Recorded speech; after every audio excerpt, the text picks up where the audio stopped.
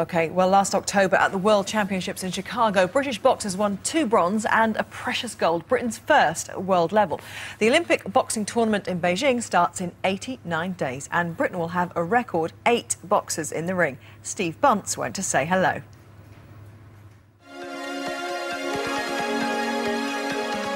This is by far the best talented group of boxers. We've developed a culture of winning.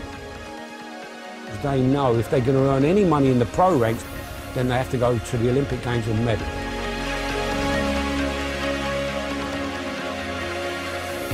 David Price, super heavyweight, Salisbury Club in Liverpool, Commonwealth Games gold medalist. Tony Jeffrey, Sunderland, light heavyweight, European under-17 champion. James DeGale, middleweight, the Dow Youth Club in London, Shepherd's Bush, Commonwealth Games bronze medalist. Billy Joe Saunders, Hoddesdon, the world #1 at welterweight for under-19. Bradley Saunders, South Durham, one of the heroes from Chicago, a bronze medal, light welter. And the hero of Chicago World Amateur Championships, he won the gold medal, the first time ever a British boxer did it. He's from Hall Green in Birmingham, Frankie Gavin at lightweight. Joe Murray, the baby, one of the babies in the team, Moss Side Club in Manchester, bronze medalist at the World Championships last year. He's a bantamweight. Khaled Yafai from the Birmingham City Club in the Midlands, at flyweight, trained by Frank Sullivan, the first boxer ever from Britain to win a world amateur title. Are they the best qualified Great Britain team? Without a doubt.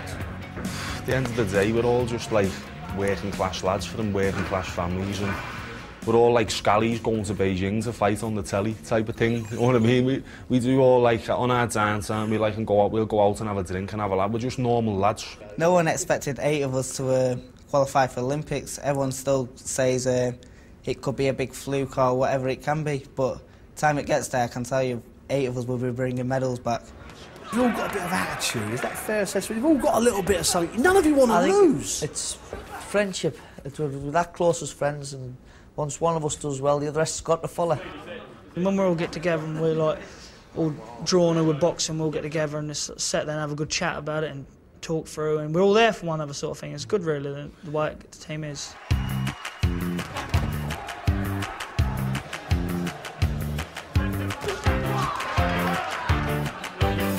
But there was a time when Great Britain went away to an international tournament that they weren't really considered to be a threat. That's changed in the last 4 or 5 years, hasn't it, Tony? Yeah, it has. Like, now we go to tournaments and you think that the other countries now, they don't want to get drawn against us, where a few years ago, I remember, I think England were an easy draw. We'd go to a tournament and we'd be lucky to come back with a bronze medal from the full team, but now we'll go back, and if we don't get all the boxers in the final, it's a disappointment. We all know that we're one of the best countries in the world now. I know that we can beat everyone.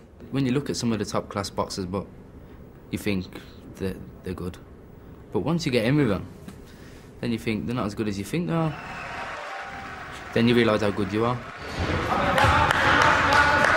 There's no one out there who's training harder on us. We're training like 3 or 4 times a day. So we're training as many times as what we're fighting. That's supposed to be the easy work, going to beat them lads.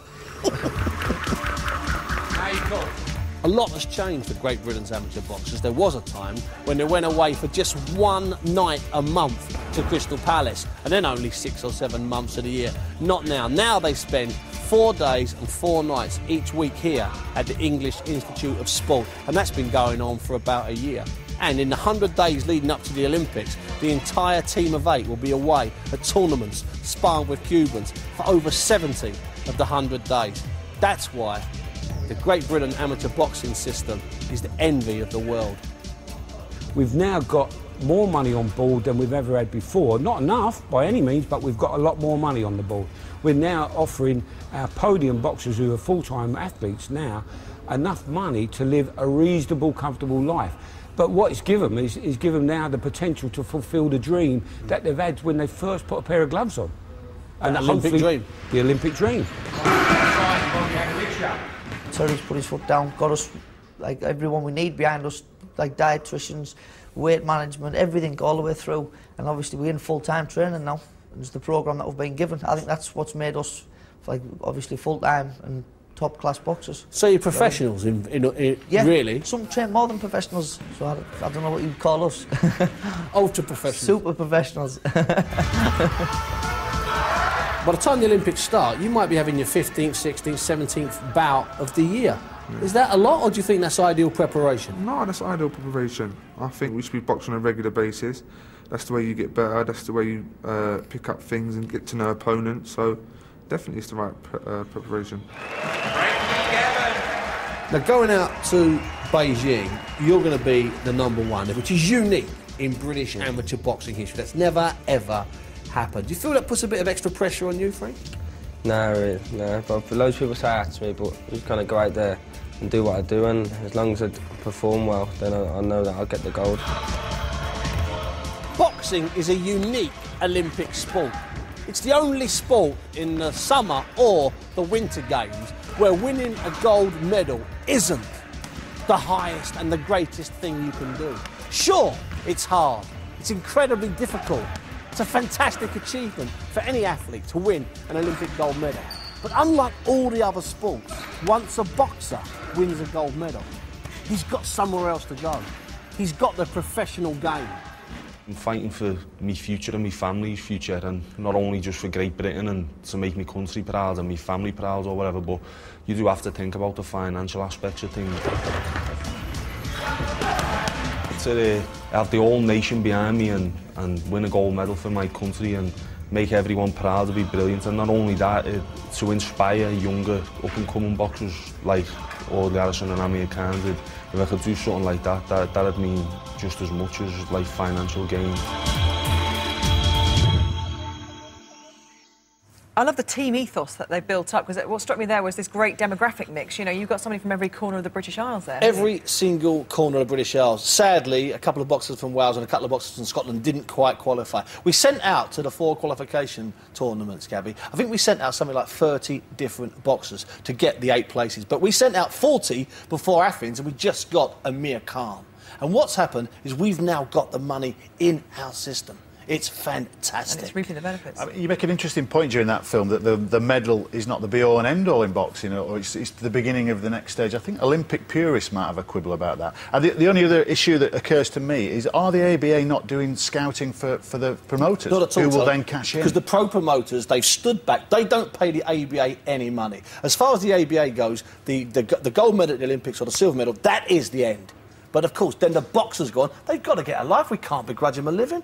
And let's not forget how Evander Holyfield as well, when he was on this show, you know, talked about his regret for not getting Olympic gold. It's so important, isn't it? It's a rite of passage. But it caused Amir Khan quite a few problems, didn't it, the decision to go pro or not? No, Amir Khan was being offered a lot of money, the sort of money that's now available to these guys. These guys have an option when they come back. Even if they come back with gold medals, the ABA has a lot of money on the table. And Amir Khan was offered a lot of money. That's what caused the problem with Amir Khan, whether or not he'd get 80 grand a year or whether he should turn pro. In the end, he had a couple of fights on the BBC, got 5 million viewers, then turned pro. Bob's your uncle, as they say. And he also said that he may regret watching the boxing this year, of course, and wondering if he could have got a gold.